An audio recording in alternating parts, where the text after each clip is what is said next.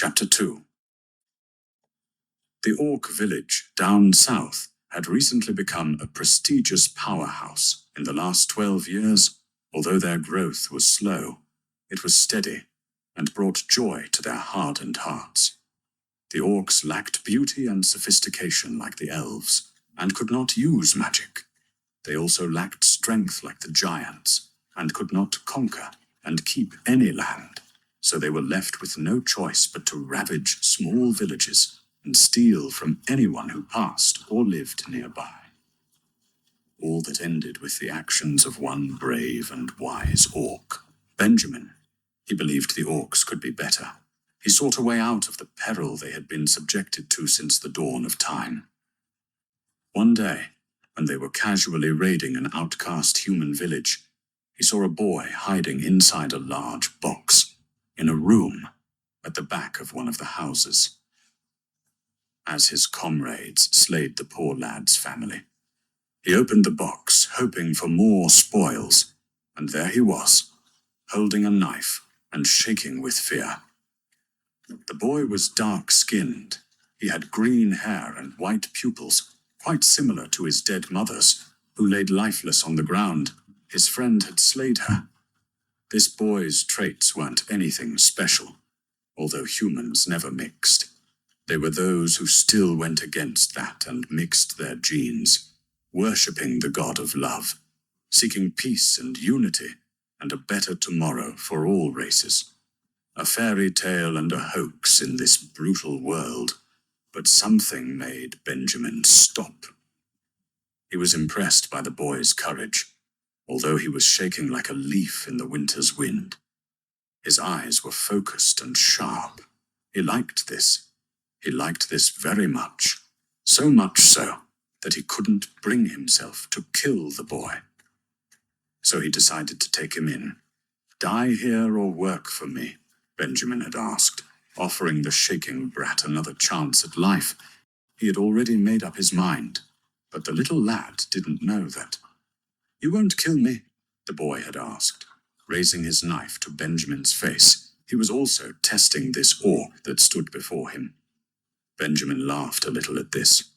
"Not if you become my slave," Benjamin answered, pushing down the knife with the tip of his finger, still smiling. The boy was impressed. For some reason, he didn't hate this one. The boy also looked around and understood that he was outnumbered. There was no way to fight them off, but maybe with time, he thought. He dropped his knife and gave in. "Okay, I will," he said, agreeing. "You sure about this?" the orc behind Benjamin asked him, fearing for his friend. "Yeah, he's just a human. A little one at that," Benjamin replied, and turned back to the boy. "Okay, come with me," Benjamin said, standing up and moving back so he could come out of the box. When he was out, he told him to follow him and took him back to their newly found village. He had him do dishes, cook, clean, and run errands. The boy didn't mind. It was fun, and not as tasking as it sounded. Plus, he had plenty of time to himself. One day, when they brought back spoils from their scavenging, Benjamin gave the boy, Victor, the items they couldn't use to dispose the next morning. But little did he know that that's where it would all begin. Benjamin was passing by the boy's mud shed after a night of drinking and laughing with his friends when he saw a light glowing through the ragged cloth that covered the shed's door. He couldn't believe his eyes. So he rubbed them a couple of times with his 2 hands and slapped himself. When he opened his eyes again, the light was dying down. He quickly sneaked closer to get a good look at what the boy was doing. There was no way it was what he thought it was. If the boy was truly a spy, then they were finished. At most, they had till dawn. He looked through the holes on the cloth covering the door and saw little Victor poking a crystal with a stick from afar. But nothing else was happening. What was going on here? Benjamin thought to himself. Victor sighed and picked it up, touching the crystal with his hand, but still nothing happened. He then closed his eyes and it began to glow. When he noticed, he threw it and fell back on the floor again, scurrying away before it would blow or something. The crystal continued to glow for a few minutes, then stopped again. Victor looked at it. Noticing that nothing was happening, the fear he had for it faded. So he stood up and picked it up again. He held it this time and tried to light it up again, but it turned to dust in his hand. He looked at the dust and sighed heavily. That was the last white crystal, he said to himself. But I think I get how that one works now. Oh well, he added, packing up every other crystal that was scattered on the ground into a bag. I better get some sleep, he said, stretching out. I've got to make breakfast early tomorrow morning, he added. Getting into bed, Benjamin had watched the entire thing from the hole and was still not sure what was going on. There was no way what he just saw was real.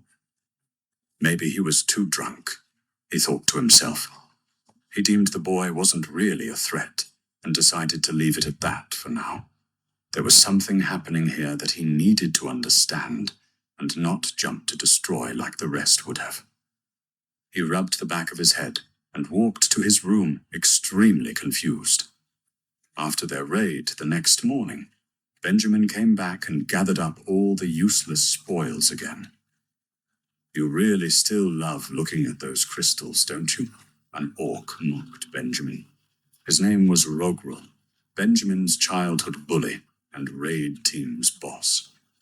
He looked rougher than the rest of the crew, and although he had let Benjamin and his friend join them after they had begged, he still picked on them once in a while. Yeah, I do, Benjamin replied with a smile. It keeps the nightmares away. He added, Nightmares? Rogrul asked. Yeah, I keep dreaming of the day when everyone gets sick of your nonsense and make me boss, if that isn't a nightmare, Benjamin said, throwing the bag of crystals over his shoulder. I don't know what is, he added. You! Rogrul was coming forward when he heard a large thud behind him. Are you telling an orc not to do what he enjoys? The long-haired orc, sitting down, spoke. Defending him again, Mordred? Rogrul asked angrily, turning around. Of course not. I'm simply stopping my boss from breaking one of the few laws we have, Mordred said, looking Rogrul in the eye, then at Benjamin, before smiling. Benjamin smiled back and went on his way. He needed to confirm what he had seen last night. Rogrul also angrily walked away. Benjamin gave the bag to little Victor to dispose, but this time he tailed him all the way to his room when it got dark, and he was returning to his shed. He also made sure he wasn't drunk.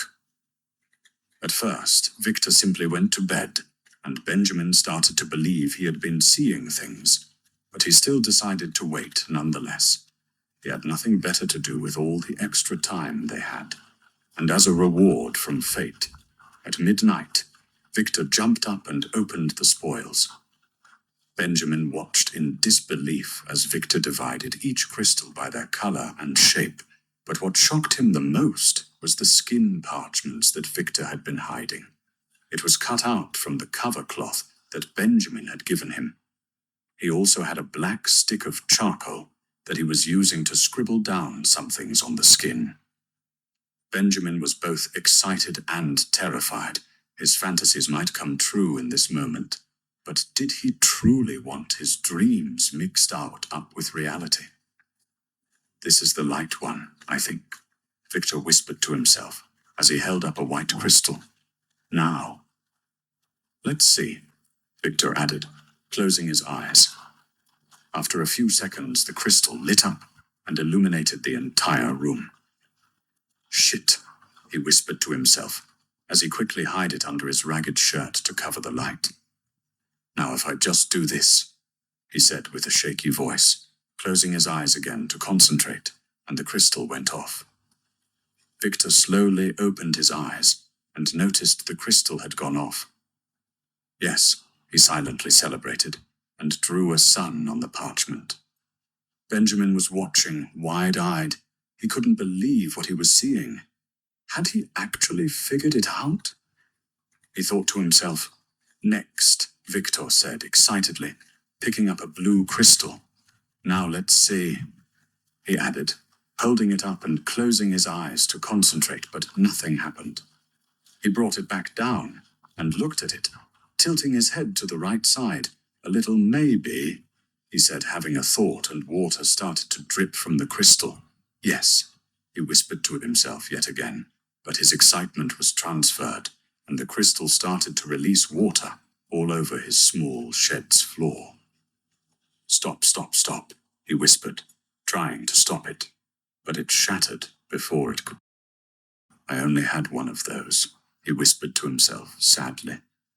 But, he said, as he shook his hand to dry off the water, picked up the charcoal stick and drew a wavy line on it. That's how that one works, he said, smiling happily. Next, he said excitedly, moving to the next one. Benjamin watched in amazement as this young boy was figuring out what they haven't been able to understand for centuries. How is he doing it? Benjamin whispered to himself quietly, so Victor wouldn't notice him. He was just watching today. He couldn't think clearly yet. This sight was bewildering enough to make him lose touch with the real world. It was like a new faith was being born inside him. After a few hours of messing around some more, Victor got sleepy and started rubbing his eyes. It's time for me to rest, he whispered to himself drowsily. He got up and cleared up the crystals. I'll continue tomorrow, he added, hiding the bag, and he jumped into bed and went to sleep, smiling. He was only 10 years old. This was to be expected, Benjamin thought. Benjamin stood there in silence, trying hard not to startle him. He waited till he was sure Victor was deep asleep before heading to his room. This time he wasn't drunk, but he wished that he was. That night, Benjamin had a dream of his childhood days, when he still believed that orcs were allowed to dream, and his father would tell him stories. The next morning, Benjamin got up and went straight to the village's pub. He needed a drink and a friend, and he was sure he would be there. "Oh, Benj, over here!" an orc across the room yelled as Benjamin walked in. "Good morning," Benjamin said, taking his seat at the table with his friend, Mordred. "Top of the morning, friend. It's a good day. The village head says our spoils from our last raid will last us 3 weeks, so we can drink all day," Mordred said, raising his cup up to his lips and chugging down the sweet rum. "2 jugs over here, please," Benjamin said to a little orc waiter. "Right away," the little one said, and hurried to get his order, excited to serve him.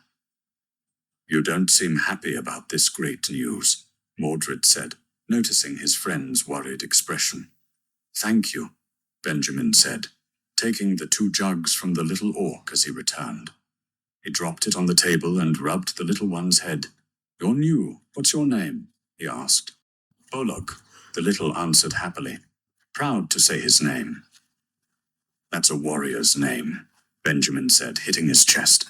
"Grow strong. Things will get better," he added, rubbing the little one's head once more. "Yes, sir," Bolog said with a salute, which Benjamin replied, and he turned and left happily. "Are you listening to me?"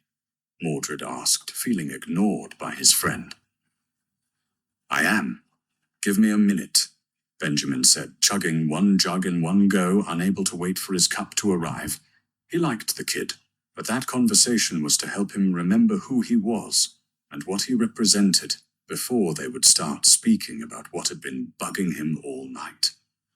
"So you were in the mood, you delusional fool, worrying me like that," Mordred saying, sipping his rum slowly. He thought Benjamin had come with more nonsense, but it turns out he was just sober and thirsty.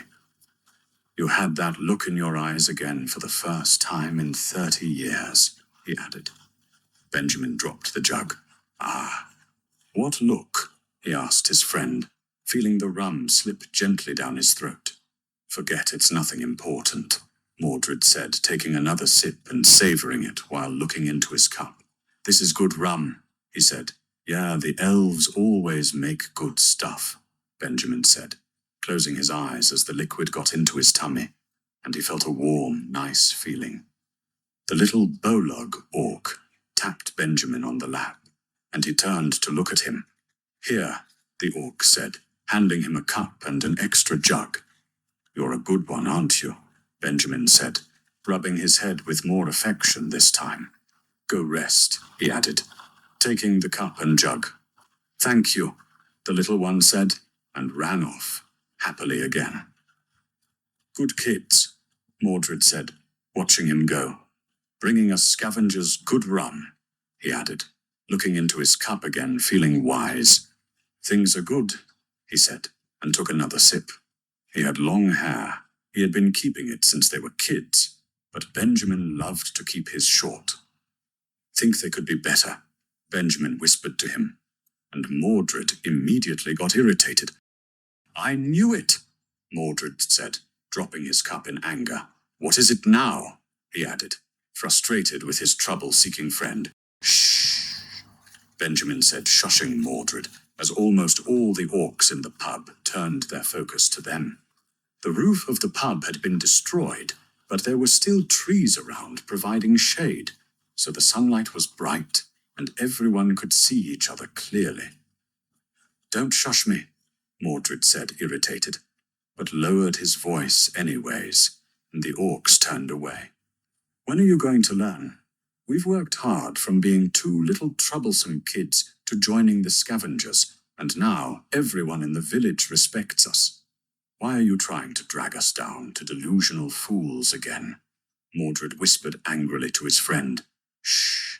Would I be talking to you if I hadn't found something that supported my rants?" Benjamin said with air quotes, looking around to make sure they weren't drawing too much attention again. He didn't want anybody eavesdropping on this conversation. Mordred was the only one he could trust. "I don't care what it is.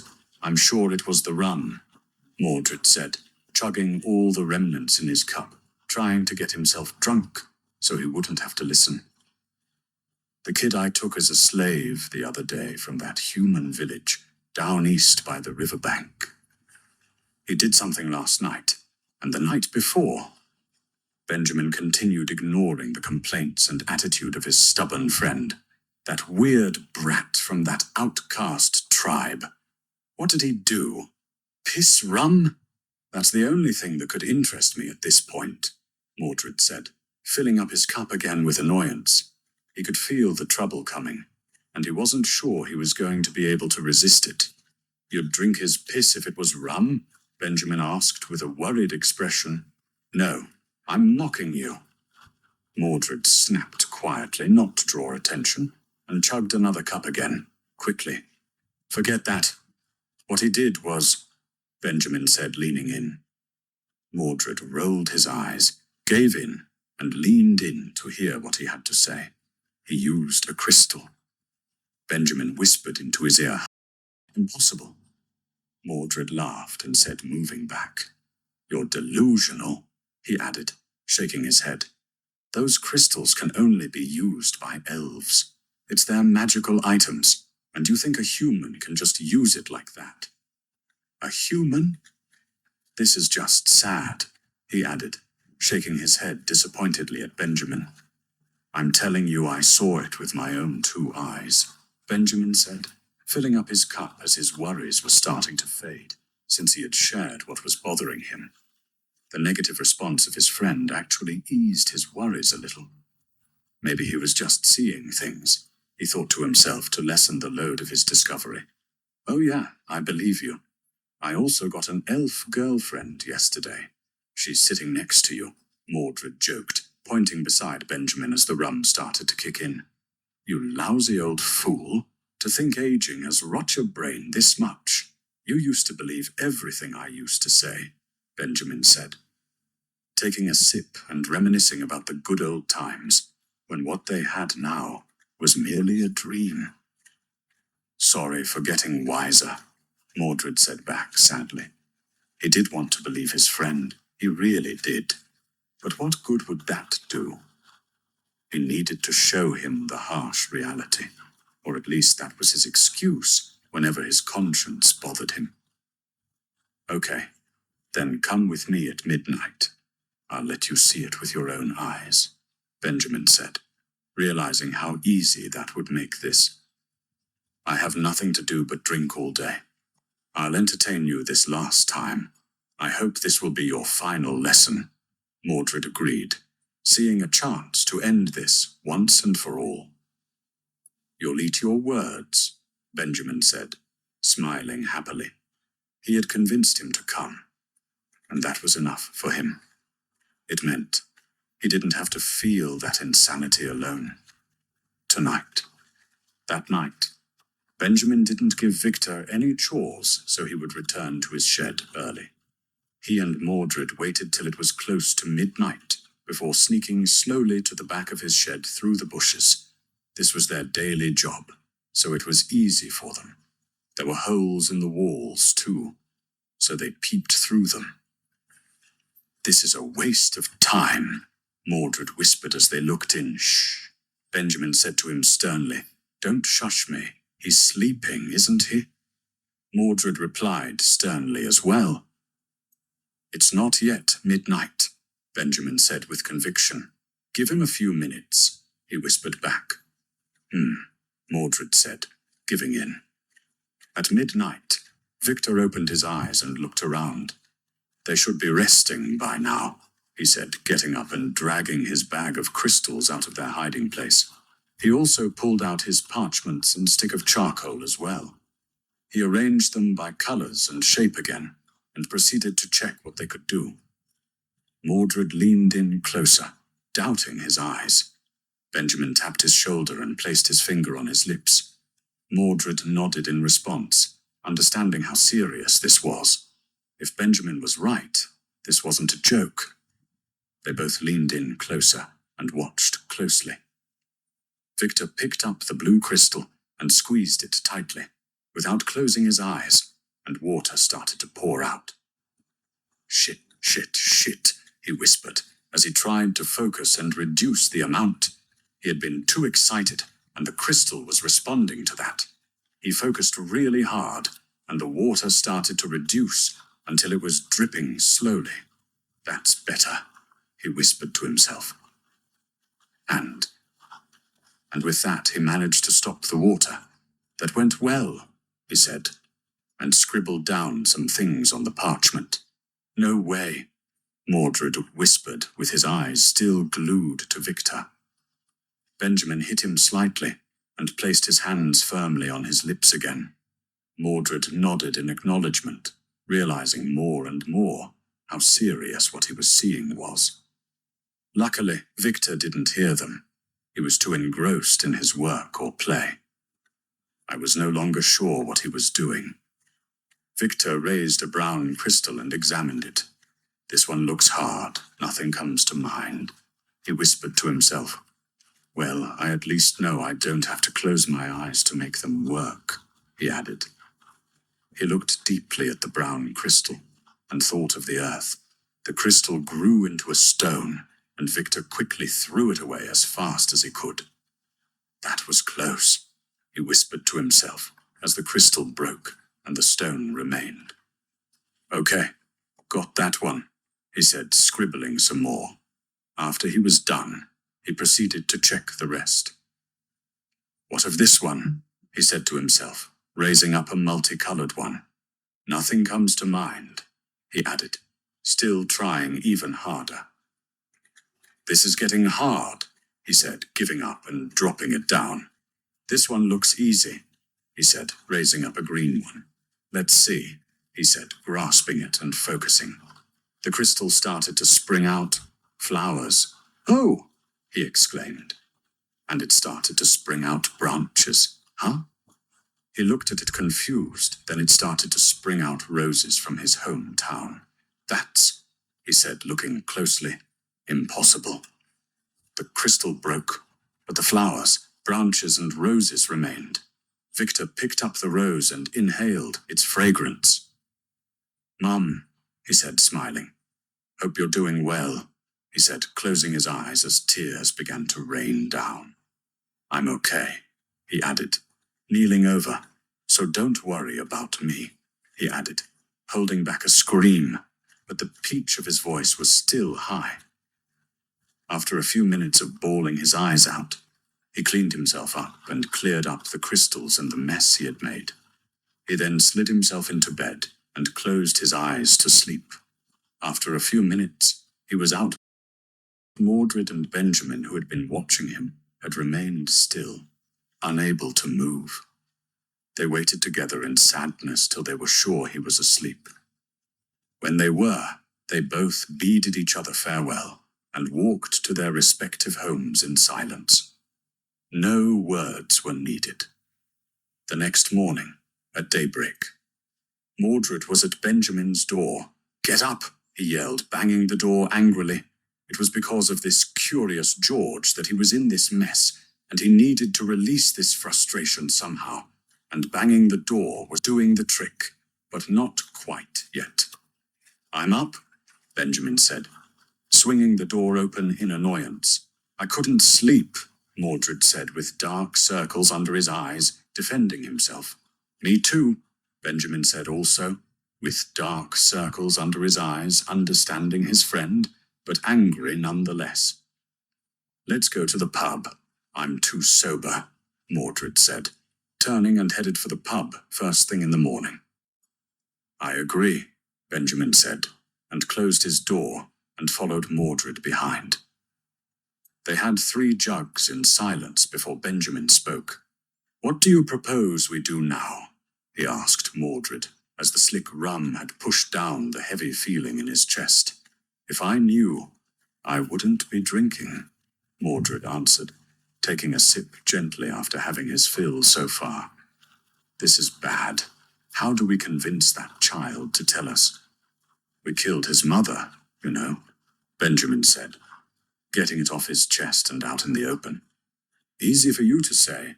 I was the one who cut her down," Mordred said, and chugged down a cup and rushed to fill it up again, and chugged it again. "Don't be too hard on yourself. It's what we do," Benjamin said, consoling him. Despite looks, Mordred had always been softer than him. It's a hard world out there. We've been at this for so long that we forgot that for each booty we get, there were victims, Mordred said with a sad expression looking down. At first it was hard for them to kill, but he couldn't help but hate himself for getting used to it. It's like Zeus mocks us.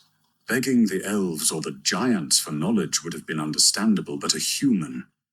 How disgraceful, Benjamin said with a distant look in his eyes. He felt an unbelievable amount of pain in his chest. It was as if fate never got tired of making fools out of them. It was the same with his father. "Truly," Mordred said, sipping his drink, feeling it too. "But what do we do?" he asked Benjamin, since he was clueless as to their next move. "For now, let's try to make it up to him," Benjamin said, giving in to his most secluded thoughts. "How?" Mordred asked, happy he was the one offering it instead of him. He couldn't bring himself to say those words, especially in front of Benjamin. Let's give him better treatment for now. Take off his chores, get him better clothes and food, and let him enjoy his time, Benjamin answered, smiling. He had seen through Mordred. What a softy, he thought to himself. Are you saying we should befriend him? Mordred asked, a little bit more relaxed. Last night had hit him more than Benjamin. Do we have a choice? Benjamin asked. Well, he's still a kid, Mordred answered, dodging his chance to say anything. That doesn't matter. Can you imagine how much our lives would change if we knew how to use those crystals? There are tons of them in the woods, thousands that we've been discarding for centuries. It could end the raids, Benjamin said with a glint of hope in his eyes. That's true, Mordred thought, looking into the distance as well. That is very true, he added, thinking of the endless possibilities. After he's okay with us, we'll ask him to help us, Benjamin added, solidifying things. Sounds like a plan, Mordred replied, agreeing. Good. We'll do that, Benjamin said, and chugged another cup. The next week, Victor's life took a turn for the better. His master, Benjamin, and his friend Mordred took good care of him. They never gave him a chore again. They fixed his shed, plastered the walls except for their peephole, which they covered with a branch from the outside to block it until they needed it. But he didn't know. Also gave him good clothes and good food. They also began to talk to him little by little, cracking jokes and making him feel comfortable and at home with them both. As important as the information they needed was, they also felt this was their chance to redeem themselves. Some nights later, when they were watching Victor study as usual, he picked up a purple crystal and admired it. As for this, Victor said, focusing his full attention on it. But nothing happened. I'm beat, he said, leaning back with the crystal in his hand. He leaned there in his bed, looking at the door, and before he knew it, he was there, right in front of the door. There was purple residue all over his body, and the crystal turned into dust. Oh, I get it, Victor exclaimed, seeing his golden chance. But Mordred and Benjamin, who had been watching, understood what it was as well. They had seen elves use it to escape them many times, so they decided it was time and rushed in to catch Victor in his late-night practices. As they circled round and broke down the door, Victor ran and tried to hide everything. But it was too late and quite pointless if you think about it. Don't waste your time, Mordred said, entering first as Benjamin followed closely behind. We know what you've been doing, Benjamin added, taking intimidation as their main approach, since it was what Mordred was going with. It was the only way they were sure he wouldn't run. Compassion wasn't really their strong suit, and trying it for the last few weeks proved it even more. Sir? Victor asked, shocked by their appearances and their words. We are going to have you explain how those work, Mordred said, scarring little Victor even more while pointing at the crystals scattered around him. I don't know, Victor tried to say, shaking in fright, seeing denial as his escape. Cut the bullshit, Benjamin shouted. Tell us, he ordered. He could barely hold back his curiosity as well. I will. Please, just don't kill me, Victor said, cowering before them in fear. He could tell that they knew, and lying any more would probably lead to his death. There was one purple crystal left on the ground, but if he went for it, he had seen how fast they could decapitate someone, and he knew he wouldn't be able to make it in time. Then speak if you value your life, Mordred said, sitting down and grabbing a blue crystal. How does this one work? He asked, looking at it now that he was assured that Victor would not run away. The kid was scared stiff from his view, and there was no need to scare him anymore. You just have to tell it what you want it to do, Victor said with his shaking voice, answering as fast as he could to calm them down and get their nice sides back. Okay, Benjamin said, picking up a white crystal. They both focused and tried, but nothing happened. It's not working, Mordred said sternly, but in a low tone, trying to calm the little lad down and make him feel more comfortable. Hope you're not lying to us, he added, trying to make sure. No, sir, I would never, Victor said, grabbing a white crystal. You have to have the right thought for each crystal. For the white, I think of the sun, he said, and the crystal in his hand light up and illuminated the whole room. The sun, huh? Benjamin said, looking at the crystal in his hand, and it lit up. It worked, he said excitedly, looking at Mordred. What about this one? Mordred asked Victor, excited to try his own. I think of the river from my village, Victor answered, noticing their relaxed expressions. River, River, river, Mordred chanted, looking at the crystal, and it started to pour out water. It's working, he said excitedly, looking back at Benjamin with tears in eyes. It's working, Benj. It's working. He kept chanting, unable to believe his eyes, until the crystal shattered. What happened? He asked Victor, still happy. Nothing could depress him any more this night. They had calmed down and were now acting like kids, excited at the thought of being able to do what they had admired the elves do for years. It looks like they each have limits, Victor answered, relaxing a bit too. How can you tell them apart? Benjamin asked, looking at all the crystals scattered across the floor with an excited look on his face. Sometimes it's the darker the color, and sometimes the greater the size, that often decides how long it will last, Victor answered, trying to curry their favor, noticing that they were getting happier the more he talked. I see, Benjamin said, looking around. He picked up a brown one and asked Victor, what about this one? They went on that night, with Victor explaining the properties and uses of the ones he had figured out, and them telling him how they had seen the elves use the ones they could remember. With that knowledge, Victor was able to figure out a lot of the ones he was stuck on, like the multicolored crystal. By daybreak, they had gone through almost all the crystals in the shed, and Victor was struggling to stay awake. Go on and rest, Benjamin said to the sleepy boy. We'll continue when you wake up, he added, watching Victor dozing off. Thank you, sir, Victor said, and stood up. He cleaned out his eyes and slid into bed. Excuse me, he added, fading away. Benjamin and Mordred cleared up for him and left silently. It's a joyous day, Benjamin said, smiling as they walked away. It truly is, Mordred said back, smiling as well. They both looked at each other and in unison yelled, To the pub! Their eyes were wide open, unlike Victor's, and they both skipped along happily. From behind, you could see the two troublemakers who once dreamed of a better world and status for the orcs. The next few days passed by smoothly. They brought crystals for Victor, and he studied them and told them how to use them.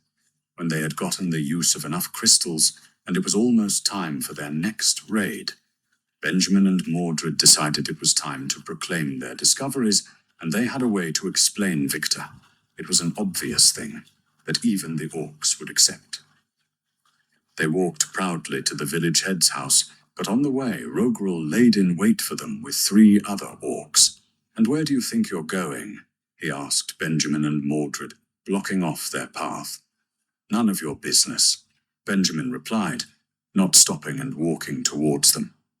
As he was about to pass them, Rogrul pulled the bag of crystals he had hanged on his shoulder, and it poured all over the ground. Ha ha ha ha, where are you going with those? Are you serious? Ha ha ha ha. He laughed loudly, enjoying the scene.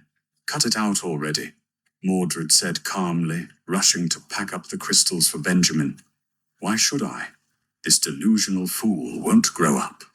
Guess his father's stories did more damage than we thought, Rogrul said, and he and the orcs laughed. Benjamin was about to join Mordred, but the moment he heard that sentence, he couldn't think straight. Mordred noticed this, and quickly finished packing up. Hey, let's go, he said to Benjamin quickly, avoiding more danger. Sure, Benjamin said, smiling at him weakly, and turned away with Mordred, and they both walked away. Just know that I won't allow you bring those rocks on missions, Rogrul added, and they laughed as they walked away. Benjamin and Mordred soon reached the house of their village head. You okay? Mordred asked Benjamin, handing him the bag. Yeah, Benjamin said, taking it. It's a joyous day. I can ignore him one more time, he added with a smile, and Mordred patted his back. They both went in and were welcomed. The village head laughed at first when they said they had found a way to end the raids, But when Benjamin brought out a white crystal, he went quiet. "What do you want to do with that?" he asked, raising an eyebrow. "This," Benjamin said with a smug, and the crystal lit up. The village head's jaw dropped, and he stared at it for a few minutes, confused. It was long before the news spread among the orcs and the surrounding villages. Benjamin and Mordred had found a new god, and his first blessing had ended the raids forever. The news shook the whole orc race. The crystals their ancestors had gathered scavenging were now their greatest resources. Victor was nothing short of a blessing to them. They all soon abandoned Zeus and came to revere him as their new god. They called him Epistimones, the wise. It was based on an old prophecy, just like Benjamin and Mordred had planned. Their village eventually brought other orc villages around their area under them, teaching, sharing, and creating a society that hid away from the other races. Although they knew how to use the crystals, they had no way of making them. So they had no chance of survival if this secret of theirs was ever found out. The other races might not mind them at the moment, but if they found out about what they had become, that would be the end of it.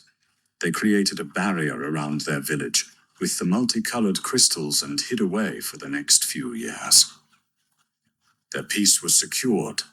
Benjamin and Mordred became known as prophets because only they could speak to their god, Epistimones. The society changed. They had huge storehouses for crystals, and it became the main item of trade in the colony of orcs. Victor's shed was renovated, but the area around it was left free like it had always been. Benjamin and Mordred had requested this so Victor would have breathing space and little or no disturbance. But all this was short-lived. After 12 years of peace, tranquility, and progress, Epistimones left them.